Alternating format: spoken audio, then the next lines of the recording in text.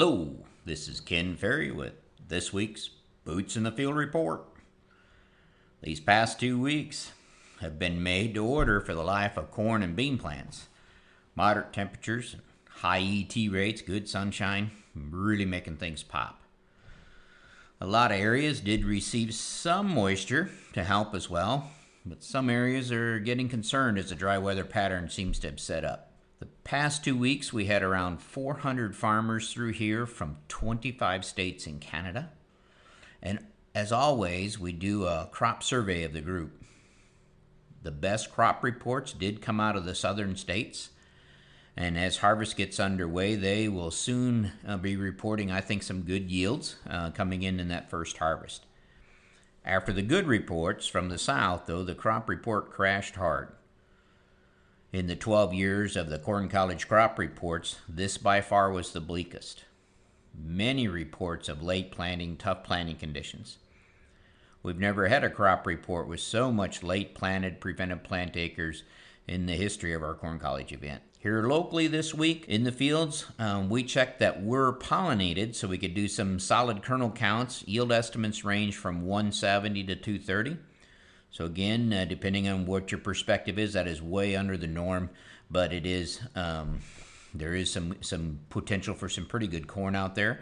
We checked out the pollination of that April-May planted corn, and we are seeing some pollination issues, mainly with the May planted corn that hit pollination in that 5-day window of 105 to 115 heat index. Now this pollination is not visible, so meaning you have to go and peel back some husks to actually identify it. So the pest teams are out there, be sure to pull back a number of these years to get a good handle on how pollination went. Now there's nothing you can do about it to fix it at this point, but it keeps us from running into some big surprises in the fall. We also did see some pollination issues in the April planted corn. Most of it was related to the unevenness that is in the April corn, as well as the replant ponds or replant acres.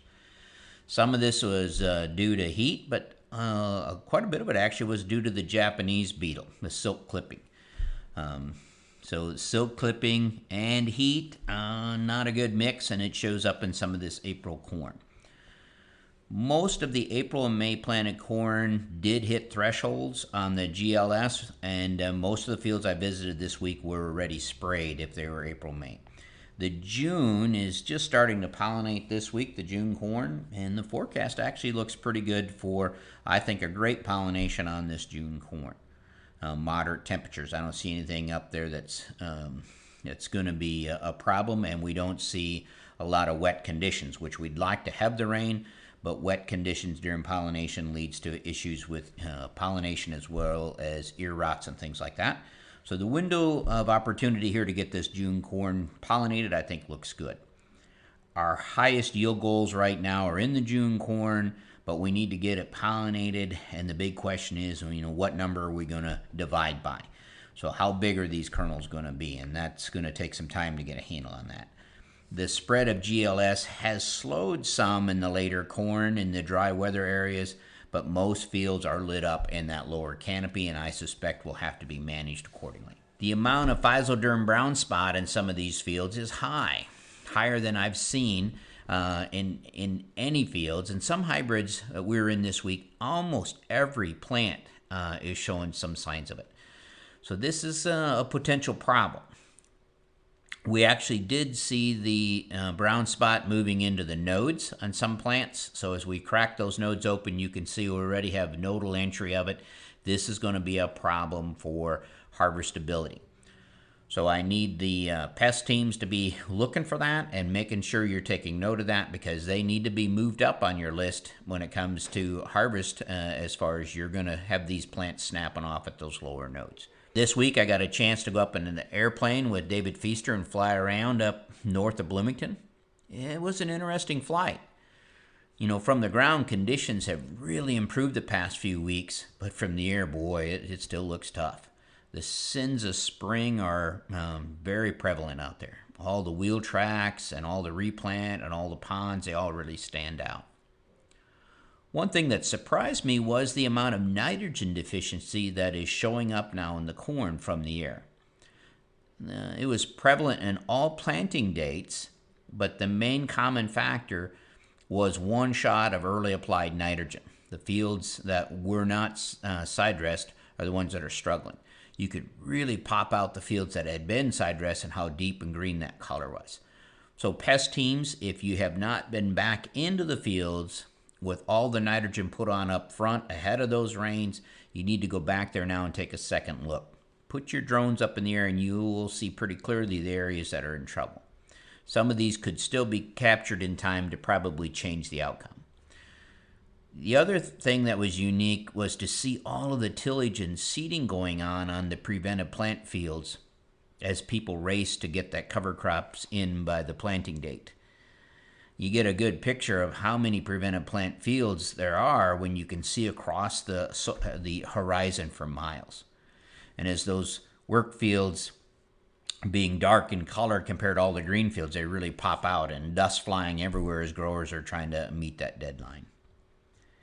Many soybean fields that we're in this week are now at R4. A number of phone calls coming in from guys who had attended the field days saying they were glad they attended because they would have tried to rescue some of these fields without knowing that their 8-inch tall beans were already at R4. Most fields are at the point where rescues from a herbicide standpoint are going to bite the yield if they damage the plant, the soybean plant any.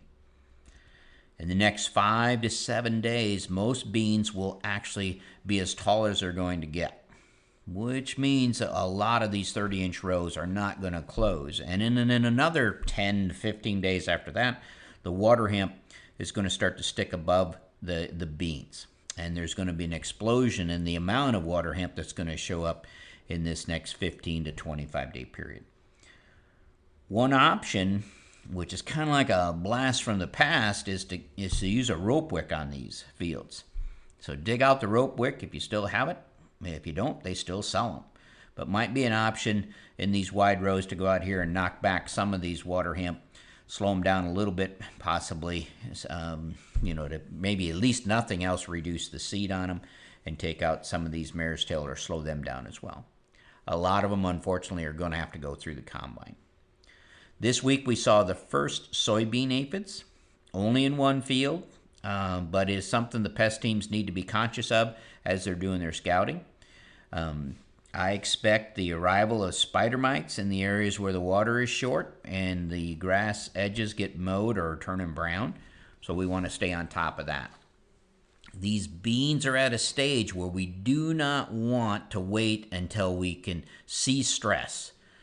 So we have to be reactive to that. We have to be out there and be proactive and finding these pests before they actually induce stress. Stress that comes in that R4, R5 period we cannot come back from. So if your field is showing stress, you've already given up yield and we can't get it back, which means pickup window scouting on these beans right now will not work.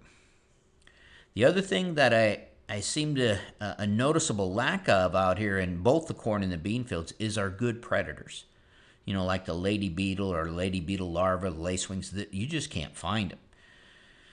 I'm not sure, what's happened to them, but they are noticeably missing. As a lot of you are putting out your sticky traps in the soybeans to kind of monitor where the rootworm beetle are, when we look at those sticky traps, we don't see beneficials on there either. So, not sure what the reason is there, but what we do know that is Mother Nature is not going to help us in the near future to offset some of these invasions that could take place. So none of these issues are beyond managing. We just have to bring our A game and stay on top of it. So don't forget to have someone guard the fort, even when you take off on your summer vacation. So don't let pest come in here and rob us from mainly our bean size that we're going to be working with out there. The crew's finishing up sampling on the weed acres. Don't forget, if you have any preventive plant acres up for testing this fall, we'd like to catch them now. That would take some pressure off of the late harvest and the testing we'll do this fall. To stay up to date, check out our website at croptechinc.com and subscribe to our podcast Boots in the Field report. Keep her safe, keep her moving.